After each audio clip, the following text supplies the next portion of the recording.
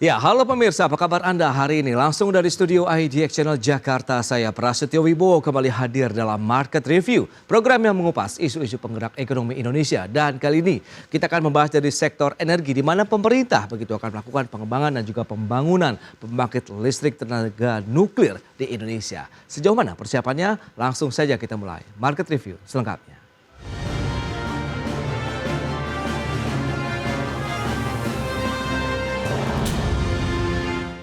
Pemerintah akan melakukan percepatan pembangunan pembangkit listrik tenaga nuklir di tanah air.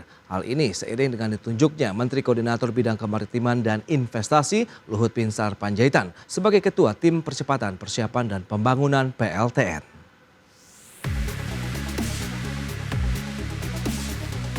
Pemerintah resmi menunjuk Menteri Koordinator Bidang Kemaritiman dan Investasi Luhut Binsar Panjaitan sebagai Ketua Tim Percepatan Persiapan dan Pembangunan Pembangkit Listrik Tenaga Nuklir atau PLTN di tanah air. Nantinya Luhut akan mengawal pelaksanaan percepatan pembangunan proyek PLTN di Indonesia. Di sisi lain, Dewan Energi Nasional juga telah merampungkan draft penyusunan Nuclear Energy Program Implementing Organizations, di mana pembentukan NEPIO merupakan satu dari 19 syarat bagi Indonesia untuk bisa melakukan komersialisasi nuklir seperti yang direkomendasikan oleh International Energy Agency atau IEA. Setidaknya ada sejumlah proyek PLTN yang rencananya akan dikembangkan di Indonesia, di antaranya roadmap bersama PT Thorcon Power Indonesia yang akan membangun PLTN berkapasitas 500 MW pada tahun 2032. PT Thorcon sudah menyelesaikan studi tapak dan studi penerimaan masyarakat di Pulau Kelasa, Bangka Belitung. Kemudian subholding PT PLN Persero yaitu PT PLN Indonesia Power berencana akan melakukan studi pengembangan nuklir Small Modular Reactor atau reaktor modular kecil di Kabupaten Bengkayang, Kalimantan Barat pada 2030. Sementara itu, pemerintah sebelumnya juga telah memberikan lampu hijau kepada pelaku usaha pertambangan di tanah air untuk melakukan penambangan bahan baku nuklir melalui Peraturan Pemerintah Nomor 52 Tahun 2022 tentang keselamatan dan keamanan pertambangan bahan galian nuklir. Belait baru ini mengelompokkan pertambangan bahan galian nuklir menjadi 3 kelompok. Yang pertama, pertambangan mineral radioaktif, yang kedua mineral ikutan radioaktif, dan yang terakhir penyimpanan mineral radioaktif. Lantas sejauh mana kesiapan Indonesia untuk membangun pembangkit listrik tenaga nuklir? Simak pembahasan selengkapnya sesaat lagi. Ya, pemirsa, untuk membahas tema menarik hari ini terkait dengan menilai kesiapan Indonesia bangun PLTN, kita sudah tersambung melalui Zoom bersama dengan Bapak Joko Siswanto, beliau adalah Sekretaris Jenderal Dewan Energi Nasional. Selamat pagi, Pak Joko. Selamat pagi, Mas Pras. Sehat. Ya, alhamdulillah, salam sehat juga Pak Joko. Terima kasih atas waktu yang disempatkan. Sebelum membahas lebih jauh, Pak Joko, kita akan review terlebih dahulu nih. Bagaimana sih kondisi dari bagaimana industri ketahanan energi di tanah air begitu? Apakah sudah bisa memenuhi kebutuhan energi listrik di dalam negeri? Sebetulnya kalau kita lihat indeks ketahanan energi kita itu di angka 6,4 masuk kategori tahan. Memang belum sangat tahan karena kita masih import LPG, minyak mentah, dan bensin ya.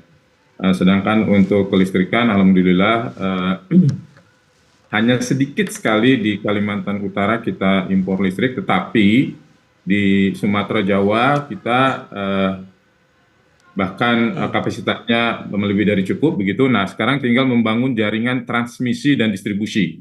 Nah, tahun ini kita insya Allah seluruh Sumatera tersambung, Jawa, Kalimantan. Nah, sekarang setelah 2024 nanti antar pulau. Jadi kalau di Jawa, Sumatera itu kelebihan listrik, maka kita bisa transfer listriknya melalui jaringan transmisi distribusi ke wilayah-wilayah yang kekurangan listrik. Jadi kira-kira itu. Jadi kita sekarang ini pemakaian solar juga sudah sedikit, tinggal 40%. Kita memang masih menggunakan banyak batu bara karena kita ekspor batu bara cukup besar 75%. Dan gas juga kita menggunakan untuk menggantikan pembangkit listrik PLTD ya, pembangkit listrik tenaga diesel. Jadi mudah-mudahan memang kita belum 100% indeks elektrifikasi seluruh Indonesia, tetapi sudah di angka 99%. Jadi memang inilah kondisi kelistrikan kita. Mudah-mudahan dengan indeks ketahanan energi yang 6,64 kita tidak ada lagi lama-lama kekurangan energi, baik itu BBM, LPG maupun listrik. Baik, Pak Joko, terbaru pemerintah telah menunjuk Menteri Koordinator Bidang Kemaritiman dan Investasi Luhut Binsar Panjaitan ini sebagai Ketua Tim Percepatan Persiapan dan Pembangunan Pembangkit Listrik Tenaga Nuklir atau PLTN di Indonesia. Nah, apakah saat ini Indonesia memang masih terus bersiap untuk membangun PLTN ini, Pak Joko? Ya, memang PLTN ini ada di RPJMN, jadi ada di Rencana Pembangunan Jangka Panjang Nasional begitu ya, dan juga masuk ke dalam rancangan pemerintah tentang kebijakan energi nasional yang sebelumnya juga sudah masuk di PP nomor 79 tahun 2014 tentang kebijakan energi nasional, di mana di sana nuklir disebutkan sebagai pilihan terakhir. Nah, di dalam revisi PP-nya yang sekarang sudah di dalam tahap harmonisasi oleh Kementerian Hukum dan HAM, itu nuklir berada sejajar dengan energi baru dan terbarukan lainnya. Dan kita sebetulnya sudah punya juga undang-undang terkait nuklir, kita punya Bapeten ya, BRIN juga sudah di kewenangan by regulasi untuk membangun pembangkit listrik yang non komersial. Nah, yang komersial sejak 2 tahun yang lalu kita sudah persiapkan, dan persyaratan administrasi, studi dan sebagainya juga sudah selesai. Rencananya tahun depan kita akan first iron cutting-nya di Korea karena akan dibangun pembangkit PLTN-nya di Korea. Nanti kita bawa ke Indonesia. Oh, jadi pembuatannya di sana kemudian dibawa ke Indonesia begitu. Apakah nanti bentuknya dalam bentuk utuh begitu atau bisa dirakit kembali di Indonesia nih, Pak? Nah, itu nanti rencananya floating ya. Kita tinggal bawa nanti rencananya di Pulau Kelasa karena kita sudah studi di sana.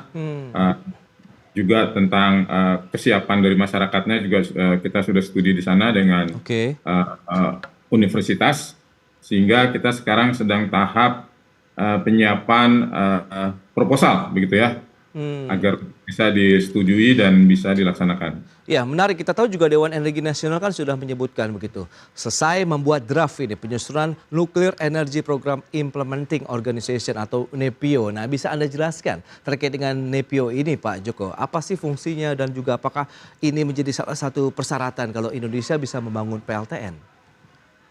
Iya, untuk komersialisasi itu juga sudah ada regulasinya. Dan kita melihat juga rekomendasi dari International Atomic Energy Agency, itu yang berpusat di Wina. Duta besar kita yang di Wina juga sangat mendorong siap untuk bekerja sama. Dan dari 19 persyaratan yang direkomendasikan oleh IEA, kita sudah 16. Nah, 3 lagi ya kita.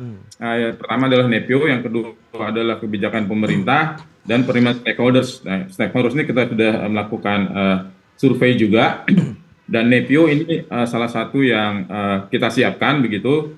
2 tahun kita sudah bekerja menyiapkan ini, dan kami mengusulkan Bapak Menko untuk memimpin lembaga ini karena pembangunan nuklir adalah melibatkan lintas kementerian, jadi tidak hanya satu kementerian.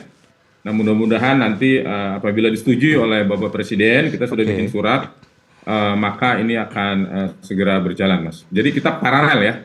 Jadi ada beberapa negara yang punya NEPIO seperti Bangladesh, Korea Selatan, Jordania, Arab Saudi, Uni Emirat Arab, Turki, Belarusia, dan Kenya. Memang tidak semua negara untuk membangun PLTN itu harus mempunyai NEPIO, tetapi karena ini rekomendasi dari Atomic Energy Agency, maka kita coba untuk melaksanakan seluruh rekrutmennya. Dan kita tahu rekomendasi dari International Energy Agency untuk komersialisasi nuklir harus memenuhi 19 persyaratan seperti yang sudah Anda sampaikan tadi. 16 sudah bisa kita penuhi ya, tinggal 3 lagi. Salah satunya NEPIO yang sudah kita bahas. Kemudian ada juga stakeholder dan kebijakan pemerintah. Sejauh mana dukungan dari stakeholder dan kebijakan pemerintah kita dalam membangun PLTN? Kita bahas nanti di segmen berikutnya. Kita akan jeda dulu sebentar, Pak Joko. Dan pemirsa, tetaplah bersama kami.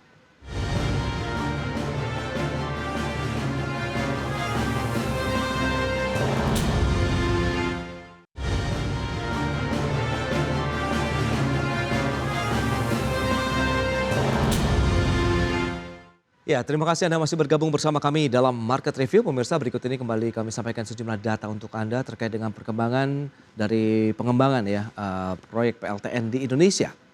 Ya, datanya bisa Anda saksikan di layar televisinya. Pertama kita lihat ada PLTN di Bangka Belitung, tepatnya di Pulau Kelasa. Perusahaannya PT Torkon Power Indonesia. Kapasitas sekitar 500 megawatt, targetnya di 2032 untuk bisa beroperasi. Kemudian statusnya studi tapak sudah dilakukan dan juga studi penerimaan masyarakat di Pulau Kelasa, Bangka Belitung. Ini yang sudah disinggung juga oleh Pak Joko tadi ya. Berikutnya ada small modular reaktor nuklir di Kalimantan Barat begitu. Perusahaannya PT PLN Indonesia Power, Nuclear Small Modular Reactor. Ini adalah jenis dari PLTN-nya. Targetnya 2030, statusnya studi pengembangan di Kabupaten Bengkayang, Kalimantan Barat. Kerjasamanya dengan Kemenko Perekonomian, kemudian ada BRIN, PT PLN Persero, kemudian USTDA, NuScale Power dari Rusia. Berikutnya kita akan cermati terkait dengan target pembangkit listrik EBT ya sampai dengan tahun 2060.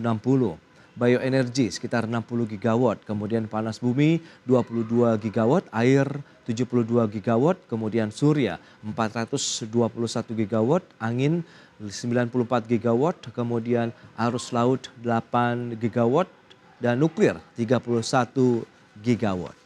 Baik, kita akan lanjutkan kembali perbincangan bersama dengan Bapak Joko Siswanto, Sekjen Dewan Energi Nasional. Baik, ini ya terkait dengan bauran kebijakan energi terbarukan yang bisa Anda saksikan di layar televisi Anda.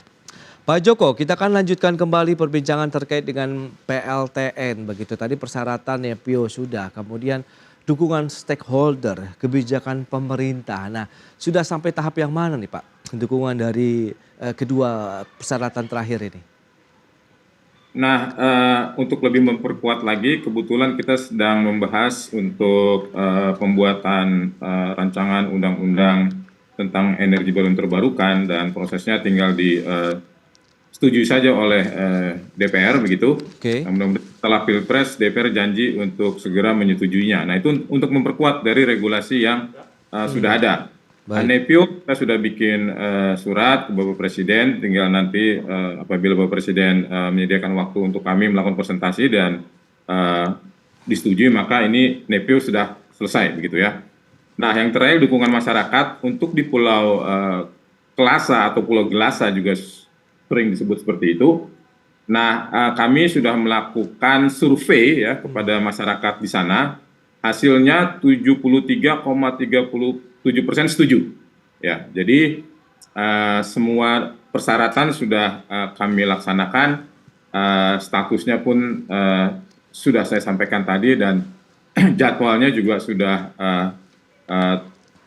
ada sehingga kita tinggal mengikuti jadwalnya apa yang sudah kita rencanakan. Kira-kira demikian, Mas. Oke. Nah, lantas kapan nih kalau kita lihat pembangunan PLTN-nya sendiri akan dimulai atau groundbreaking di kawasan tersebut? Kalau tadi Anda katakan untuk modulnya sendiri ataupun bagian inti dari PLTN-nya sudah dan akan dibangun di Korea Selatan begitu? Ya, kalau kita lihat schedule-nya ya, itu berharap NEPIO akan selesai nanti di awal tahun ini. Oke.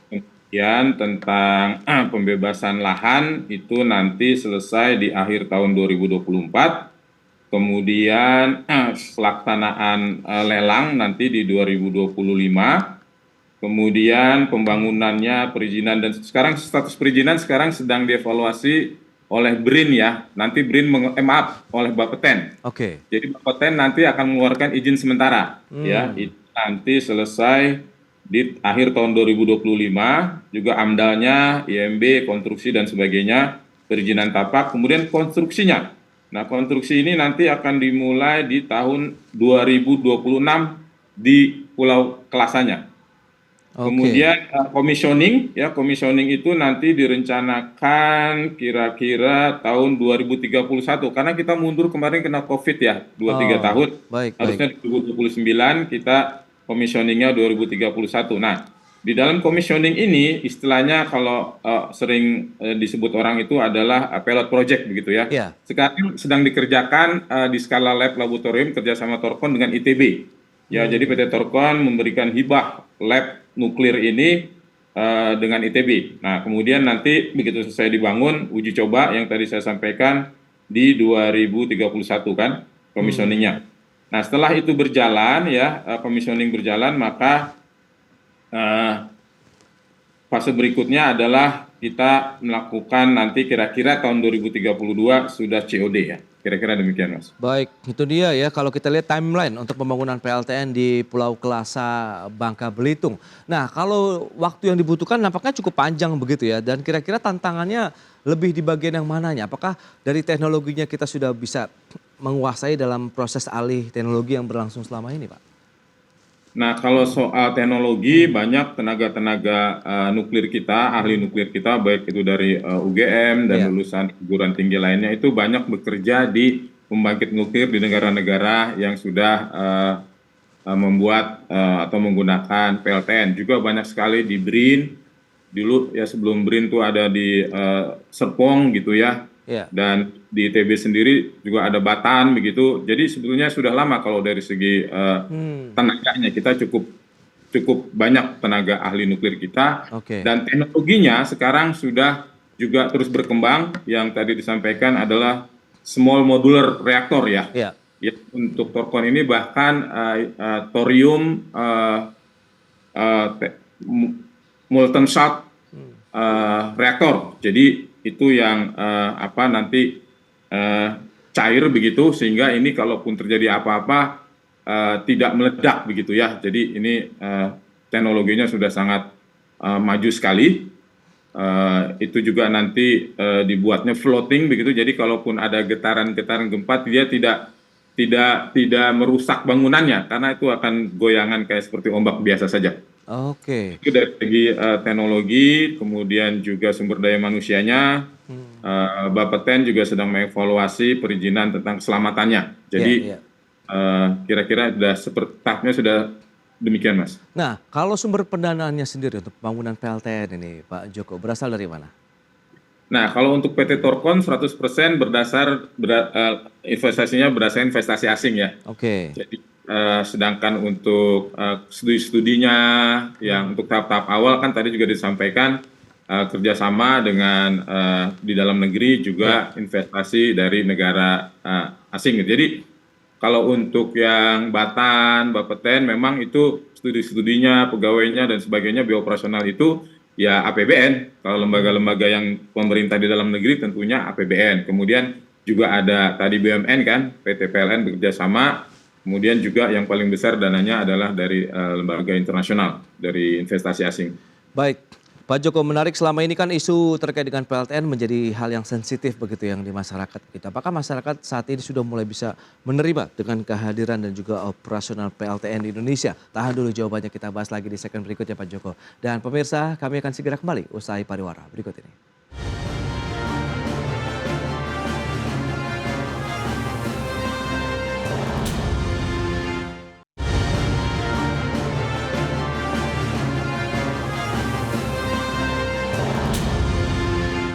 Baik pemirsa, kita lanjutkan kembali perbincangan bersama dengan Bapak Joko Siswanto, Sekjen Dewan Energi Nasional. Pak Joko, kita akan lanjutkan terkait dengan isu PLN ini yang masih menjadi hal yang sensitif ya di masyarakat. Apakah selama ini seiring dengan berjalannya waktu, arus informasi yang juga cukup masif begitu ya diterima oleh masyarakat, apakah sudah mulai bisa menerima kehadiran dan operasional PLTN di Indonesia, Pak Joko? Nah, untuk tingkat dari daerah, baik provinsi maupun kabupaten, itu tentunya kita melakukan survei, menanya langsung kepada masyarakat.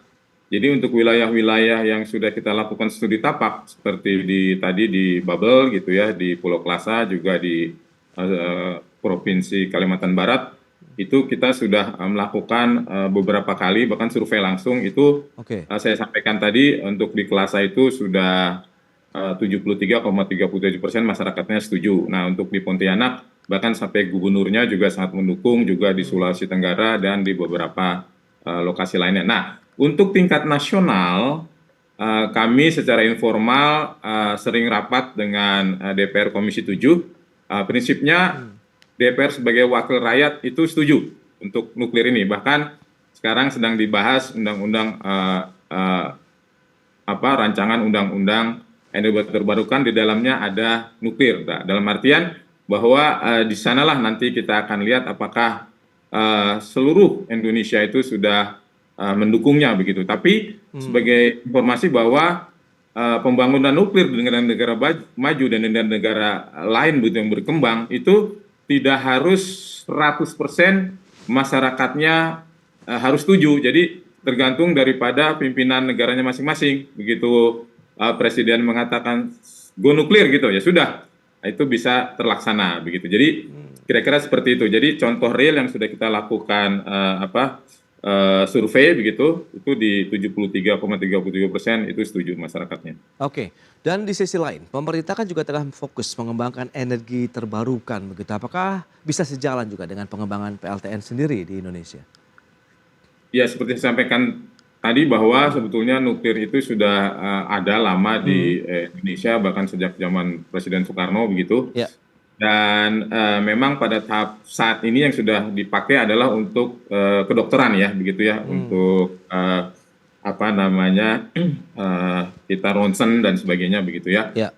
Nah, kemudian untuk skala laboratorium di Serpong begitu juga sudah ada pembangkit nuklirnya begitu ya. Memang secara regulasi sekarang kan berubah jadi BRIN, mereka hanya diberi sampai dengan non komersial begitu. Oke. Nah, dalam rangka kita menggunakan sekarang energi yang bersih net zero emisi 2060, maka sekarang nuklir sudah masuk di rencana pembangunan jangka panjang nasional yang diterbitkan oleh Bappenas begitu.